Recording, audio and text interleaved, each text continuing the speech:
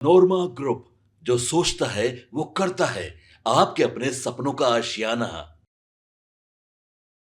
मैं हूं सागर कुमार, भारत लाइव देख रहे हैं आप। देखिए, रात होने वाली है और गर्दनी बाग में अभी भी छात्र लगातार बैठे हुए हैं। लोग खबरें दिखा ही रहे हैं। आज कितना दिन हो गया तो सर ही बताएंगे। आज 34वां दिन है। हमारे साथ रमांशु सर हैं। क्या कुछ हुआ है अब तक? कल आपने देखा कि जदयू कार्यालय में भी यहाँ से कुछ लड़के गए थे, आज भाजपा कार्यालय में गए थे, लेकिन हो कुछ नहीं रहा है। हालांकि कोर्ट में मामला चल रहा है, देखते हैं क्या होता है। लेकिन आज एक बड़ी खबर यह निकल कर आई कि रहमान सर, जो इस आंदोलन से जुड़े हुए थे, कुछ समय के लिए आए भी थे, उन्होंने अपना नस काट लिया और खून से लिखा है री एग्जाम। क्या मायने है सर? आप तो आंदोलन को शुरू से लीड कर रहे हैं, कैसे देखते हैं? दरअसल क्या है कि देखिए, रहमान सर के बारे में सब जानते हैं कि बहुत इमोशनल आदमी है और भावनाओं में बह के बहुत सारी चीजें कर लेते हैं। और हम लोग को देख के दुख होता है ये सब कि जिनके आंखों पे पर्दा चढ़ा हुआ है घमंड का, गुरूर का, जिनके कानों में रुई लगी हुई है सत्ता के नशे की, उनको ये सब ना दिखाई देता है ना सुनाई देता है। तो ऐसे लोगों के लिए इस तरह का काम ना करें। लेकिन फिर भी बच्चों के हित के लिए मैं कई बार देखा हूँ कि आंदोलन में भी जाएंगे, लाठी खा जाते हैं, फिर भी जाएंगे। मैं बहुत दिन से उनको देखता हूँ। तो खैर, एक टीचर का धर्म यही होता है कि अपने छात्रों के लिए हर काम करना। और मैं जानता हूँ कि शारीरिक रूप से भी बहुत अस्वस्थ रहते हैं वो, उनकी तबीयत बहुत ज़्यादा खराब हो जाती है। उसके बावजूद भी उन्होंने ये काम किया क्योंकि उन्होंने कहा था कि हम कर देंगे। और अक्सर उनकी आदत है कि जो कहते हैं वो कर देते हैं। तो इसलिए निश्चित रूप से दुखद है। बड़े भाई भी हैं, एक जो है बहुत अच्छे टीचर भी हैं, इमोशनल आदमी भी हैं। तो उनसे मेरा रिक्वेस्ट है कि ना क्या करें, लेकिन क्या करें, भावनाओं के अंतर्गत मजबूर रहते हैं तो कर देते हैं लोग उनको। स्टंट भी बता रहे हैं। नहीं, ये स्टंट नहीं है। देखिए, स्टंट कर दो भाई, का स्टंट है तो चार लोग करके दिखा दें स्टंट है। जो पूछ कहे ना कि ये स्टंट है, तो आइए साहब, ले आते हैं जो है क्या नाम है, ब्लेड, और आपका हाथ काट दे, देख रहे स्टंट है कि नहीं। ये सब स्टंट नहीं होता, ये सब इमोशंस, भावनाएं होती हैं, दूसरे पर लगा होता है। कभी आपने देखा कि स्टंट के लिए कोई हाथ काट लेता हो? अक्सर सुनते होंगे कि लड़के लड़कियां एक दूसरे के प्यार में जो ये कर लेते हैं, तो वो स्टंट नहीं होता है। वो आदमी जब भावनात्मक रूप से किसी से जुड़ा होता है तो ये काम करता है। 34वां दिन हो गया आज। पेशेंस कहीं ना कहीं लूज कर रहे हैं क्या आप? देखिए, बीपीएससी के जो छात्र होते हैं ना, वो मान के ही आते हैं कि हम साल भर तैयारी करने वाले हैं।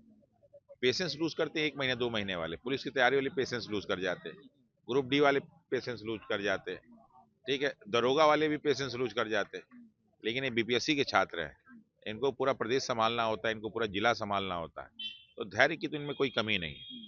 और साथ ही साथ चूंकि अहिंसावादी हम लोग का विचार है, अगर करना होता तो जो हम लोग की संख्या थी 35,000 जो है उस दिन गांधी मैदान में, बहुत कुछ कर दिए होते, किसी से संभला नहीं होता।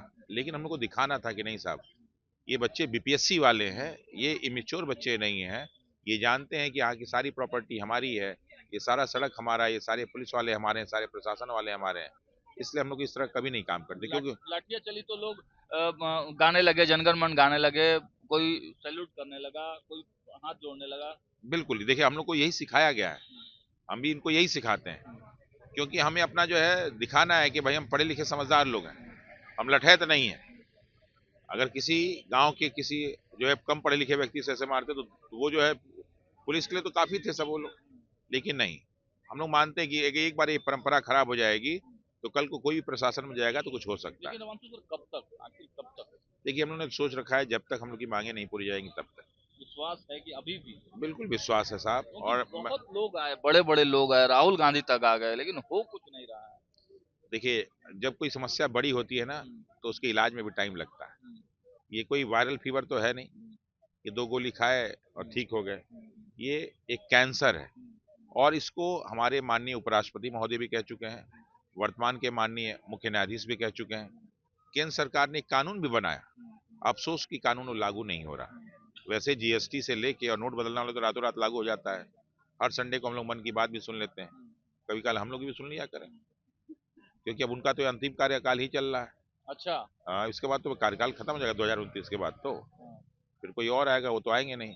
तो कम से कम अंतिम कार्य, ये आप तय मानते हैं कि वो नहीं आएंगे? भाई बूढ़े बुजुर्ग हो गए, हमारे नीतीश कुमार जैसे बूढ़े बुजुर्ग हो गए हैं, हाँ। तो सोचने समझने की शक्ति खत्म हो गई है, तो उनकी भी तो सोचने समझने की शक्ति आप खत्म हो फिर जाएगी। ऐसा भी मानते हैं मुख्यमंत्री जी भी 25 में नहीं आएंगे फिर?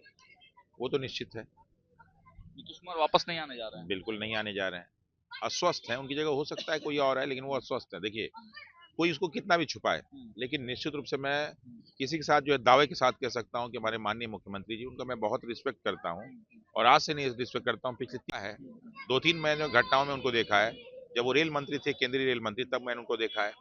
जब बिहार में जो है कोसी में बाढ़ आया था 2008 में अक्टूबर में, तब मैंने उनको देखा है। ठीक है, और वो निर्णय बहुत अच्छा लेते हैं। अगर आज बिहार में आपको बहुत सारा डेवलपमेंट दिखता है तो उसमें बहुत बड़ा योगदान उनका है। लेकिन यही होता है कि हर व्यक्ति की उम्र होती है, लेकिन सत्ता का लालच ऐसा है जो उम्र को पीछे छोड़ देता है। ये हमारे प्रधानमंत्री पहले ऐसे ही थे। अच्छा। उन्होंने यही डिसाइड किया था कि बस 70 के बाद वाला कोई नहीं होगा, लेकिन अब सत्ता का सुख ले लिए हैं तो मन करता है कि 200-400 साल रह जाए वो।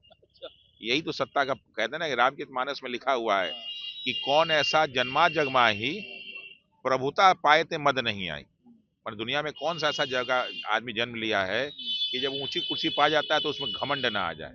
वैसा ही कुछ हमारे प्रधानमंत्री जी में भी आ गया है। तो घमंड तो किसी का आज तक रहा नहीं, तो उनका कैसे रहेगा। उनको भी बच्चों को देखिए, राहुल गांधी आए, अब राहुल गांधी यहाँ आए तो व्यक्ति तो देखा ही होगा कि राहुल गांधी कहाँ गए, तो कम से कम उस व्यक्ति को यहाँ बिहार जो है भाजपा कार्यालय में फोन करके पूछना चाहिए था ना कि कौन बच्चे जहाँ राहुल गांधी गए। क्या सब राजनीति ही होती है क्या? कोई सत्ता दल का व्यक्ति, भाजपा तो सुशासन देखेंगे आप, भाजपा वालों को ऐसे निकल के आते हैं जैसे इनसे संस्कार तो ज्यादा पूरे दुनिया में कहीं है ही नहीं। जब भगवान संस्कार बांट रहे थे तो सबसे पहले आगे यही खड़े हो जाते हैं, लेकिन बस खाली जब भगवान देते हैं तब, और जब सामने दिखाना होता है तो ये संस्कार इनका खत्म हो जाता है। इनका संस्कार सिर्फ शब्दों में होते हैं, इनके आचरण में आपको संस्कार कहीं नहीं दिखाई देगा। यही देश का दुर्भाग्य है। गुस्से में लग रहे हैं भाजपा। गुस्से में नहीं, मैं भाजपा से गुस्से के नहीं, यहाँ पे बहुत सारे ऐसे बच्चे हैं जो भाजपा के समर्थक हैं, और आज के बाद मुझे नहीं लगता है कि अब आने वाले समय में कभी भाजपा को वोट देंगे, इनके घर परिवार के लोग। मुख्यमंत्री जी के बारे में आपने बात किया, नीतीश कुमार के चेहरे पर ही तो चुनाव हो रहा है। एनडीए पूरी तरह से यह मान के चल रही है कि जब एनडीए की सरकार अगर बनती है तो मुख्यमंत्री नीतीश कुमार ही होंगे। ये सब झूठ है, अफवाह है सब। महाराष्ट्र वाला खेल यहाँ भी होगा। देखिए, अमित शाह खुराफाती आदमी है, अच्छा। ठीक है, हाँ, हाँ, अब कोई स्वीकार करे चाहे ना करे, हाँ, खुराफाती आदमी है। हाँ, उसी व्यक्ति ने आरसीपी सिंह को जो है अमित क्या नाम है नीतीश कुमार से हटाया, वरना आरसीपी सिंह भी बहुत योग्य व्यक्ति थे। अगर वो निश्चित रूप से होते तो बहुत अच्छे चेहरा बनते वो जेडीयू के। देखिए, राजनीति तो हम लोग भी थोड़ा बहुत जानते ही है, लेकिन जानबूझ के उनको अलग किया गया ताकि नीतीश कुमार जी को कमजोर किया जाए। और नीतीश कुमार के आसपास जितने भी लोग हैं वो सब इसी मानसिकता के लोग हैं, सिर्फ उनके चेहरे का फायदा उठा के जो है बिहार को लूट रहे हैं और कुछ नहीं। 3-3.5 लोगों की बात की जा रही है, आप मानते हैं कि वही लोग सरकार चला रहे हैं? 3.5 नहीं, वो 5.5 लोग हैं। अच्छा, 5.5 लोग हैं। 3.5 आपको दिखते हैं, 2 और है, हाँ। 5.5 लोग हैं। अच्छा, एक अंतिम सवाल लेंगे। आप कल बड़ा गुस्से में ये दिख रहे थे कि तमाम पॉलिटिकल पार्टियों की तरफ से जो रिट जारी की मतलब लगाया गया, हाई कोर्ट में गए हैं, लेकिन आप लोग कह रहे हैं कि अब केवल छात्रों का रिट लगेगा, आप जाने वाले हैं कोर्ट। देखिए, ऐसा नहीं है, देखिए बच्चे हैं सब, हर राजनीतिक दल के लिए हमने अपना दरवाजा खोल रखा था कि साहब आइए, जो हमारा हेल्प कर सकते हैं हेल्प कीजिए। तो कम से कम एक राजनीतिक दल ने आके हेल्प तो किया, और लोग को भी हम लोग खुला ऑफर देते हैं, साहब जेडीयू भी आ जाए, बीजेपी आ जाए, आरजेडी आ जाए, हम वाले आ जाए, कांग्रेस, सब बड़ा बड़ा वकील लाइए, क्या दिक्कत है। पैसा लगता है वकील को देने में ना, हम लोग के पास पैसा तो है नहीं। तो आप लोग के पास तो पार्टी के फंड में जो है इलेक्टोरल बॉन्ड से आया होगा, बीपीएससी टीआरई बॉन्ड से आया होगा, अभी जो है बीपीएससी वाले बॉन्ड से आया होगा, इन सारे बॉन्ड से पैसा आया होगा ना। सीट नहीं बढ़ा गया, फर्जी न्यूज है वो। हिंदुस्तान वाले जो है ना, मुझे लगता है कि वैसा फर्जी कोई न्यूज़पेपर है नहीं पूरे भारत में। 2-3 बार वो ऐसा कर चुका है, ऐसा सिविल कोर्ट में किया था। सारे फर्जी न्यूज, पता नहीं कौन पत्रकार है उनका, उस पत्रकार को फर्जी तो कहा जाएगा ना। तो ये लोग काम करते हैं, अरे पत्रकार हैं, अच्छी अच्छी बातें छापिए, उससे क्या होता है, नकारात्मकता फैलती है, आदमी उसी पे स्टेटमेंट देने लगता है। मुझसे भी पूछा गया था, तो मैंने कहा कि साहब ये जो है न्यूज़ फर्जी नहीं जब तक बीपीएससी ने कह दे, और इस तरह का होता नहीं है नॉर्मली। खैर, तो ये सब चीजें हैं, उसके लिए क्या कहा जाए। लेकिन अगर वही मैं बार बार कहता हूँ कि माननीय नीतीश कुमार जी अगर स्वस्थ होते हैं ना, तो हम लोग की समस्या जो है यहाँ तक नहीं आती, दिसंबर 19 को ही खत्म हो गई होती। हिमांशु से डटे रहेंगे छात्रों के साथ। बिल्कुल, देखिए साहब, जब जो है नदी में आदमी कूदता है ना तैरने के लिए, और उसको पार करना होता है, तो मझधार में अगर उसका हिम्मत टूटा तो फिर उसकी जिंदगी बचती नहीं है। तो अपने छात्रों के साथ मैं मझधार में जो है हिम्मत नहीं तोड़ने वाला हूँ, जब तक कोना क्रॉस नहीं। छात्रों को अरेस्ट भी किया गया। ये होता ही तो हम लोग की आदत बन गई है, अरेस्ट करते हैं, लाठी खाते हैं, डंडा खाते हैं। हमें लगता है कि 1947 वाले जितने हैं सब अभी सब आ गए हैं इस गर्दनी बाग में, वही हम लोग हैं। 1857 से लेकर 1947 वाले जितने हैं ना, ये सब वही हैं।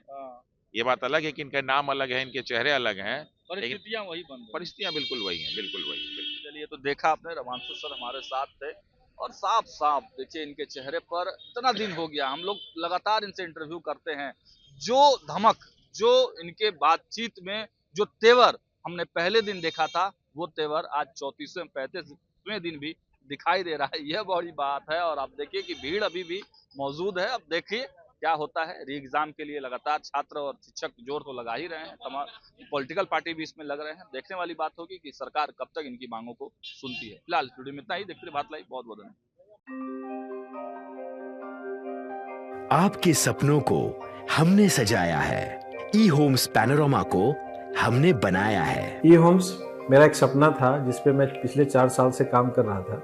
हमने जो बनाया है वो सबने है माना। ई होम्स पैनोरामा में हो आपका भी आशियाना। और फाइनली हमने 2021 में इस प्रोजेक्ट को लॉन्च किया। बहुत लोग अप्रिशिएट कर रहे हैं कि पूर्णिया जैसे शहर में, बिहार के, एक तो बिहार की बात करें उसमें भी पूर्णिया जैसे छोटे जगह में इस तरह का लाइफस्टाइल देना, ये सुन के हम लोगों को बहुत अच्छा लगता है। ई होम्स में हमने कुछ और भी किया है, जैसे हम जिस जगह में रह रहे हैं हमारे फैमिली सिक्योर हो, उनको सिक्योरिटी का ध्यान में रखा है। आपकी सुविधा और सुरक्षा आपके लिए खास है, ये आपका विश्वास है। इसमें आर्टिफिशियल इंटेलिजेंस का 7 लेयर सिक्योरिटी का हमने इस्तेमाल किया है। लश ग्रीन कैंपस को बनाया है। यदि हमारा बाउंड्री वाल है तो वो वर्टिकल गार्डन है। ये जितनी भी फैसिलिटी होता है एक इंटरनेशनल टाउनशिप में, ई होम्स है, ये हम लोग विश्वास नहीं कर पा रहे हैं। जो भी हमारे मित्र दोस्त या जो भी हमारे बाहर के बाहर आते हैं तो हम लोगों को बहुत अच्छा सुनने को मिलता है और बहुत अच्छा क्रेडिट मिल रहा है। वो सारा हमने सिर्फ एक बिल्डिंग नहीं बनाया, हमने एक बहुत अच्छा लाइफस्टाइल दिया ई होम्स में। और मेरा एक सपना था जिसको मैं आज फुलफिल होते हुए देख पा रहा हूँ। ये आपका आवास है। ई होम्स पैनोरामा में अब आपका निवास है। E homes Panorama, luxurious lifestyle redefined. Panorama group, जो सोचता है वो करता है। अगर ये वीडियो पसंद आई और वह बिहार के राजनीति और बिहारियत से सरोकार रखेनी तो सब्सक्राइब बटन दबा के चैनल के सब्सक्राइब कर ली। ओजे एगो घंटी बा, ओकरा बटन दबा देला से कुल सटीक और मारक खबर रुआ मुफ्त में मिल जाई। अगर रुआ पत्रकारिता के हमनी के नया प्रयोग में सहयोग कर चाहतानी तो ज्वाइन बटन दबा दी। पेटीएम नंबर नोट कर ली 9386816700।